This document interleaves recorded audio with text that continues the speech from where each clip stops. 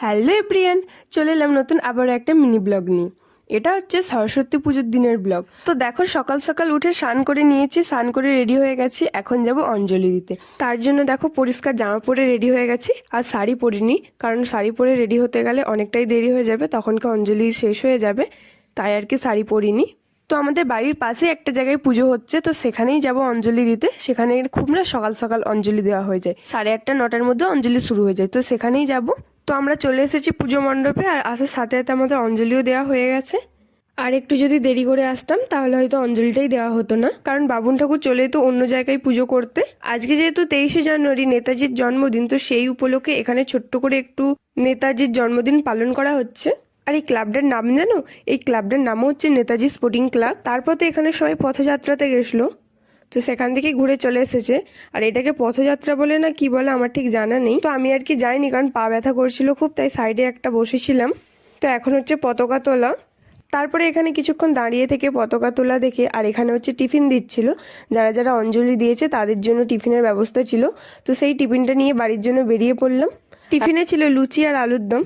আর আমার সাথে কে কে গিয়েছিল দেখো, আমার 2 বোন, মানে আমার বোন, আর একটা ছিল কাকিমার মেয়ে, আর ছিল আমার ভাইজি, আর ছিল পাশের বাড়ির একটা বৌদি, তার ছেলে মেয়ে, মানে ভাইজি আর ভাইপো।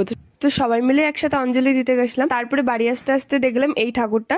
তো এই ঠাকুরটাও হচ্ছে আমাদের বাড়িরই ঠিক পাশে হয়েছে। তো এখানে এখনো পুজো হয়নি, এখানে পুজো হতে অনেকই দেরি আছে। তারপরে বাড়ি এসে একটু খাওয়া দাওয়া করে যে বোনকে রেডি করিয়ে দিলাম, ও যাবে এখন ঘুরতে, ও স্কুলে যাবে ঠাকুর দেখতে, ও আর পাশের বাড়ির একটা বোন যাবে। তো দুজনে মিলেই যাবে। আর আমি এবছর সত্যি বলতে কোথাও বেরোইনি, কারণ এবছর ইচ্ছে করেনি যে কোথাও যাব। তো ওরা ঘুরতে যাওয়ার পর থেকে আর কোনো ভিডিও ক্লিপই নেওয়া হয়নি। তো এখন প্রায় সন্ধে হয়ে গেছে, সন্ধ্যের পরে একটু চা আর বিস্কিট নিয়ে বসে পড়লাম।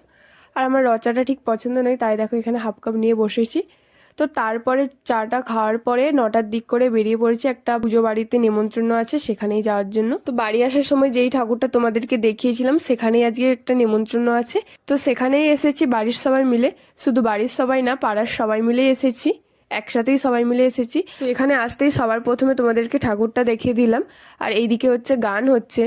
তারপরে ঠাকুর দেখে নিয়ে আমরা হচ্ছে এখন 3জনে কফি নিয়ে বসেছি, একটু কফি খেয়ে নিলাম। কফি খাওয়ার পর সোজা আমরা খেতে বসে পড়েছি। খাবার মেনুতে কি কি ছিল তোমরা তো দেখলে। তো তারপরে যা যা হয় সেগুলোই ছিল। তারপরে খাওয়া দাওয়া করে অনেকগুলো আইসক্রিম নিয়ে বাড়ির জন্য বেরিয়ে পড়লাম। তো ভিডিওটা ভালো লাগলে অবশ্যই লাইক করে যেও। বাই।